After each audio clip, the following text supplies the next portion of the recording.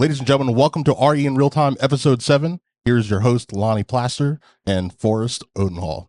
Good morning, Forrest. All right, How you doing? great job. I can't get over it. It's, we're pretty lucky that we have our own executive producer I back mean, there. who wouldn't want John?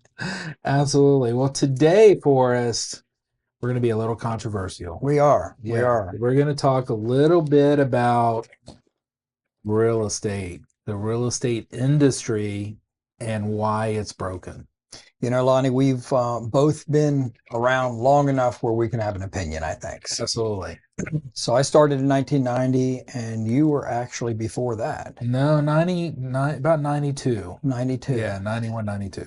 So more than 3 decades, and a lot of things have changed. And most recently, the real estate industry is getting a lot of attention because of some class action litigation that's going on. And it's exposing the real estate industry for how its agents are compensated. Mm-hmm. It's just as simple as that. How are we compensating folks? How did it come this way? Who do they serve? Who do they have their loyalty to? And how is that system broken down to work so it's transparent and fair to the community? Mm-hmm. And I think, the lawsuit, the settlement, the post August 17th, all of that, it really, that's not the only issue, right? The real estate industry has been under siege for a long time. And you and I have been talking about this for years, under siege by their own people, by their own salespeople, right? Right. So we're in a situation right now where we have, we have a situation where it's, agent, consumer, broker, where I feel like where we need to be moving to is consumer, broker, agent at that point, because you just can't sustain a real estate company under the same rules that we've been following for the last 40, 50 years. Impossible. It's just not a sustainable model. And when we talk about the model, just to make it extremely clear.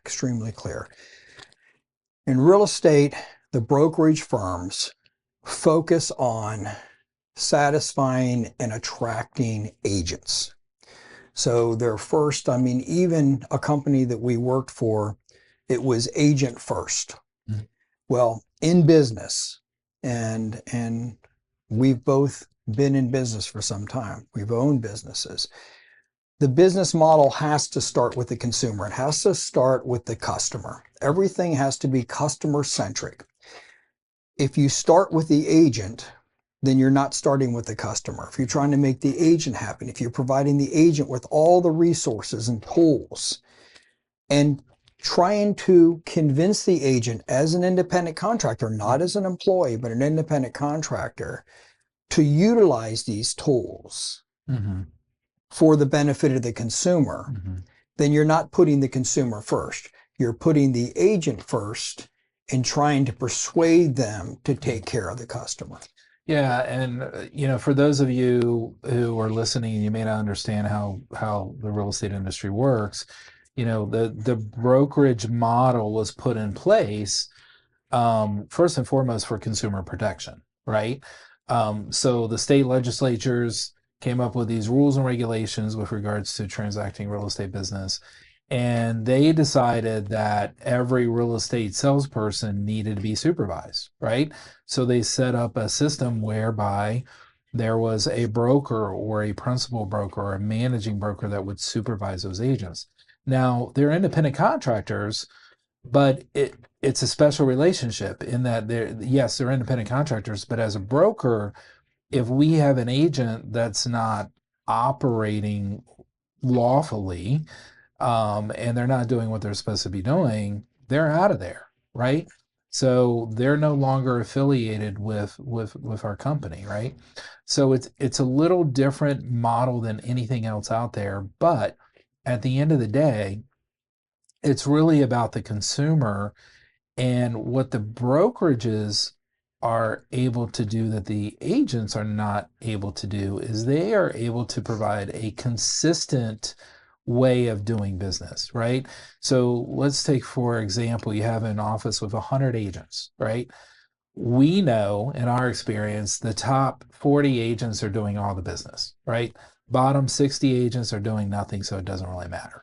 But the top 40 agents, they are all doing things differently. So there's 40 different systems, there's 40 different ways of doing things. And at the end of the day, if we don't have consistent processes and systems, how are we able to efficiently serve the needs of the consumer? Yeah, so the company to set expectations for customer service, for the way the service will happen, and the tools and the systems in place to work. Just think of going to an Orange Theory. If you've never been to an Orange Theory, it is a system. You schedule online through the app. You go to your class. It's going to be an hour. You're there a few minutes early. You're ready for the class. You can't even go in yet until the trainer gets to the door. They let everybody in. They're going to measure your heart rate. There's pumping music, and everybody is circulating through the room, whether it be the floor, to the row machines, to the treadmills. Everybody's doing exactly the same workout as they rotate through. At the end of the class, you're stretching. Within an hour, you're out. Room's cleaned. Next group comes in. They're waiting. It is one system. It's mindless as far as what you have to think about. I don't have to think about, is it chest day or is it leg day? They have the system already in place, and every Orange Theory is doing the same thing that day. So if you happen to be in another location and you go into one of those Orange Theories, they have the same workout. What's nice about that is you're just drenched after a great hour workout. You didn't have to think about it. You go out of the room, and then you're going to come back tomorrow for the same thing, and people love it. And what are they willing to pay for it? Well, let's take a Planet Fitness at $9 a month, Orange Theory at $150 a month. That's now, right. I may be off by a few dollars, but it's pretty much 15 times. But people love it because it's a system. You go into Starbucks, it's a system. You go into any known restaurant, they have a system. They can control the system because there's no discretion.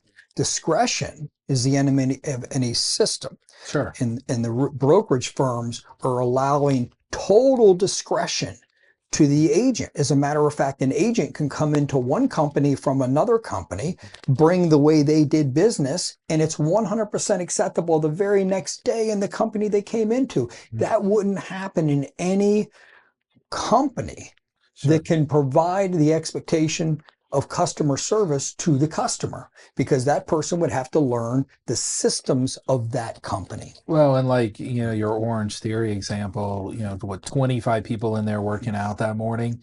At the end of that workout, the customer experience for each of those individuals is exactly the same, right? So there are no surprises, basically. So let me ask you this, like, where did it, I think that was the intention of most big brokers, especially the iconic ones. I think, you look at the West Fosters of the world and some of those, early, they started their brokerages in like the 60s and the 70s, and they grew to very large brokerages. I think that was the intent initially. But talk a little bit about, like, what happened. Well, it comes down to power and need. So he who has the most power has the less need, and vice versa.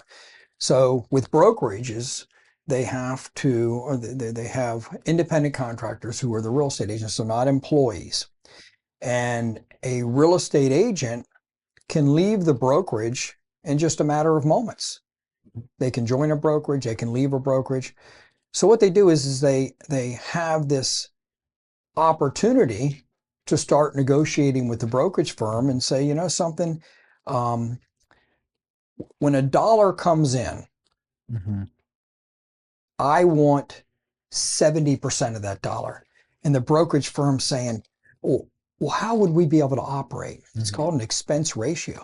How can we take 30 cents on the dollar and actually have all of our employees, all the back systems, the space that you're sitting in, the computers that you're using, the electricity, the heat, just operating a business. Any business person out there knows that an expense ratio of 30% trying to run a business. Well, think about this. If your independent contractor gets 70 cents on the dollar and you have 30 cents left to operate your business, take care of your employees, whatever that looks like for them, and then show a profit. Well, it's not 30 cents, Lonnie. No. It's half of that. In the United States, the real estate agent gets 85 cents on average on the dollar. So now the company has 15 cents To pay their bills, to make it all to happen. provide all the tools and resources, and to take on the liability. Because during this lawsuit, how many individual agents did you see writing a check to settle that lawsuit? None. None. It was None. all companies. It was all brokers. And when you continue to push for a higher split, and some agents are 100% split. Can you imagine a dollar comes in, the dollar goes to the agent. How does the company function? How does a company function? So they continue to push. Well, who are they saying doesn't have a value? Well, they're saying the brand of the company doesn't have a value because if you don't give it to me, I'll go to the other brand. Absolutely. They're saying that the broker has no value. The true value of a broker is the value the broker sees in themselves. Sure. Because it's not going to be looked at. It's looked at from the agent as a necessity. Now, I'm saying that this is the rule. However, there's exceptions. Okay? There's exceptions. There's going to be agents out there that truly appreciate their company and truly appreciate their broker. But I'm telling you, that's the exception. And it's not all about the agent either, right? The brokers have created this. I know in my marketplace in South Carolina, there are brokerages that, I mean, it's a race to the bottom. Like, how low can I go? And they just don't seem to care because they're hurting themselves, but they're also they're hurting the agents who are affiliated with them because it's unrealistic expectations, right? And they're not going to be in business very long, right? And so the agents are more than happy to take another piece here and there, and they don't care that they're on a sinking ship. Yeah, it's and it's hurtful to know that an agent's saying that you have no value or your value is such a small amount. But the employees that work in that office, the employees that support that, they're saying that the company as a whole, all of the employees, I would rather take the dollar than to allow these employees to have a reasonable salary, benefits, bonuses, all of these things that we know. That is our number one. We've talked about this so much. We have said the first thing we're taking care of is the customer and our employees. Absolutely. We will stand far behind that. Yeah, because we were behind the scenes and working as managers, as leadership, and we saw how the employees had to sacrifice in order for the agents to get what they felt like they deserved. And at the end of the day, this was happening, and we as an organization, as an industry, were still telling the agents how great they were, even though they were putting us into bankruptcy at the same time. So, I mean, enough said about this. How do we change it? Like, I know you and I talk about this a lot, and we really are passionate about, listen, our industry, they can't survive like this much longer. So how do we turn the ship? What are some things we can do? Well, in real estate, the smaller the commission split that the company gets, the more bodies they need to have doing a little bit of business to get a piece. So you'll see these real estate companies, and some of them have this as their hiring criteria for an agent. They have to be able to fog a mirror. I mean, we've heard it, right? Absolutely. I mean, this is, it it seems, it's funny, But and they may accidentally do one, maybe two transactions a year, maybe, right? And then when they do show up to do a transaction, they haven't attended any training. They have no clue about post August 17th and what they need to be doing. And they're basically putting the firm at risk, right? Creating a liability for the same company who is giving them all of the money. yeah, and they say, and when the company is just getting the bare bones Yeah. of what it costs to actually run a company, and they're not even in, so many of them are in the red. Yeah. They are not even in the black. They can't function. The demand that the agent puts on the company for better resources, better equipment, better technology, better space, more updated space. There's nothing left. And agents are technicians. They are good at doing the business, the ones that are good at doing the business. But they're not really business people, because a business person would understand that if I'm on an extremely high split with the company, that the company would not be able to function. They can't provide me, they're just keeping their head above water financially. They cannot afford to provide additional benefits on top of that very high split. A business person would understand that a company cannot function on 15 cents on the dollar. But just envision a new way of doing it. And it's the same way that attorneys and medical facilities and engineer firms do it. They don't have 150 engineers in the back. No. They don't have 150 doctors. Some see 100 patients a year. Some see none. Yeah. How long would they stay around? Exactly. They have a system in place where the company itself does everything but what the professional needs to do. Which you and I have talked about is about what, 15% of the time involved in an average transaction. Right? The way 85% works in business is the business does 85% of the back end. Yep. So the professional, the engineer, the doctor, the attorney, they're doing the 15%. They're doing the activities. So in real estate, it would be showing property, having the documents signed, negotiating the contract, home inspection, going to settlement, meeting the appraiser. If it needs an agent, you're doing that. You can set expectations to the customer and the client because you control the entire process. The agent does their part within a process that everybody gets to experience. On a fair commission split, which is what we have, then the company can now afford to do so much more for not only for the customer, but for their own employees. Sure. So now every listing gets a stack of company paid benefits. Yep. Rather than saying the majority of the split goes to the agent, whatever they want to provide, it can be as little as nothing other than just going through the process to get to settlement. Whereas other real estate teams and agents do an exceptional job.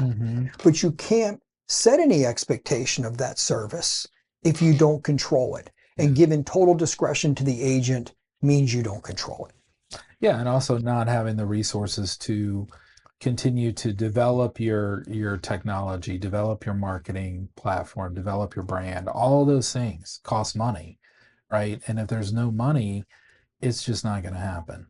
And, I had a discussion with an agent the other day, and she's like, well, I when I first got into business, I had a lot of relo business, and I don't seem to have that anymore. And I'm like, I said to her, and she's a leader, like she leads a team. And she does really, really well, right? And I'm like, you're a leader, and you have to understand that our business is changing. Government's not paying, people to relocate. Businesses aren't paying for people to relocate. We're going to have to figure out new avenues and new resources, right? And you can't do that as a company. I mean, they look to us as a firm, as a brokerage, to provide those resources, right, and the platforms and everything that they need to do business, but we can't do that at 15 cents on the dollar. No, and it just gets it gets so backwards. I had an agent, and she was interested. She had just passed her license, and of course, once you pass your license, you have to affiliate with a broker within a certain period of time if you get fingerprinted and all that. So, going through the process, and she's going to interview me. Well, she brings a friend with her. Uh-huh. Okay, so the friend comes, and the friend is with a company, and the first question the friend asked. Now, this is her negotiator talking. So this is a grown person with a negotiator there Uh-huh. with another firm. How much are you gonna pay for the split? And I said, well, how much do you make? And she said 100%. And I said, 100%. I said, what could the broker possibly provide you as far as wisdom and insight if you're taking every cent of the dollar and they're agreeing to give it to you? And she goes, well, I keep up with the industry. I'm the one that understands it all and keep up with it. And I said, don't need the broker. Don't need the broker because, and I don't need them to provide me anything so I can get the whole dollar. It's me. Mm-hmm. And I said, okay, so then you're pretty clear on what's going on with the lawsuit. Now, we're 3 days in to the actual court case. Okay. It started 4 years before, so it's been going on for 4 years. Yeah. They're actually in court. Mm-hmm. And I said, the court case that is going to change the way the real estate industry has been functioning for 100 years, probably the most impactful thing that's happened in the last 100 years. Yeah. And she goes, she was completely not aware. And I said, well, when we're finished with the meeting, why don't you Google it? Exactly. So not only did the agent need a negotiator to try to extract as much money, well, of course, I'm not interested. Yeah. I'm not interested. Absolutely not interested. And the agent trying to push a new person, instead of saying, look, you need to learn the industry, get yourself on a reasonable split so somebody can teach you this industry so you can be a professional, is trying to argue that the brokerage firm is worth nothing. Yeah. You see, the value of a broker is the value the broker sees in themselves. And if they see value in themselves, they don't allow this to happen. And that's why we've ended up where we are, because the brokers have just, they broke out the white flag, they've surrendered, and they're like, I'm not valuable. But I will tell you, if you come to Next Home, the agency group, we're going to be there for you. We're going to help you, but we're not going to do it for free. Yeah, it's when realtors come in with this mindset. Here's the problem. Have you ever seen like a kid that goes to college and they're constantly going to transfer? In other words, they come in, they're a freshman, and somebody says, welcome to the school and all that. Well, grass is greener, right? I'm going to be transferring.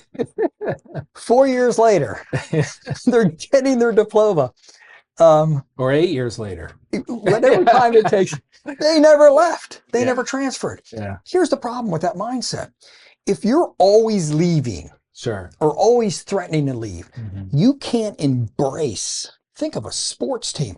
You can't embrace everything about that school. It's just embed yourself in it and say, this is going to be the best 4 years of my life. I'm gonna make it the best. Everything the school has to offer. Yeah. That's what we have to offer. Yeah. Bringing people in and saying, this is the model you're in. This is what you can expect. This is what the customer service is going to look like. It's going to be extremely customer centric. Are you in? If they are, we want them. We want franchise players. That's right. Not somebody that's always going to leave. That's right. I can't commit to you because when I come in next year and try to get 95 cents out of the dollar, you might say no. You may say no. And I might have and I'm going to leave. Yeah, exactly.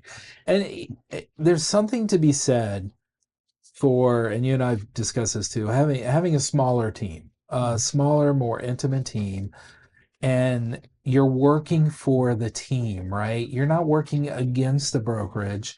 You're not working against the other agent in your office. You're all helping each other. You're getting to the finish line. And the way our company is set up, you know, we're going to be able to have and offer those programs and those resources and be able to take care of 85% of what you're doing. Now, you're not going to be able to be on an 85% split and get that.